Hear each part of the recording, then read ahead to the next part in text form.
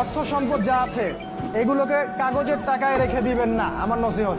হয়তো বুঝতে পারছেন না, মাথার উপর দিয়ে যাচ্ছে কথা, কিন্তু পরে বুঝবেন। টাকা পয়সা যা আছে এগুলোকে ব্যাংকে কাগজের টাকার মধ্যে রেখে দিবেন না, কারণ কাগজের টাকা সামনে আর থাকবে না। লিখে রাখেন, কয়েক বছর পরে দেখতে পারবেন সমস্ত টাকা হয়ে যাবে ইলেকট্রনিক। খালি পাঠাবেন ইলেকট্রনিক মানি, মানে আপনি টাকা ধরতেও পারবেন না, পকেটে রাখতেও পারবেন না, খালি জানবেন আমার অ্যাকাউন্টে এত টাকা আছে। এই পুরো ব্যাংকিং সিস্টেমটা পড়ে যাবে, থাকবে না। বিশ্বাস না হলে লিখে রাখতে পারেন, এই পুরো ব্যাংকিং সিস্টেম পড়ে যাবে, কাগজের টাকা থাকবে না। কি করবেন তাহলে? আপনি আপনার সম্পদটাকে সোনায় রূপান্তর করেন, কিছু সোনা করে রাখেন, জমায় রাখেন, রূপায় কনভার্ট করেন। এগুলোর দাম কখনো কমবে না। 100 বছর পরেও সোনার দামই থাকবে। 10 বছর পর আপনার 10 লাখ টাকার মান 10 লাখ টাকা থাকবে না, দাম পড়ে যাবে, আপনি সম্পত্তি হারাবেন।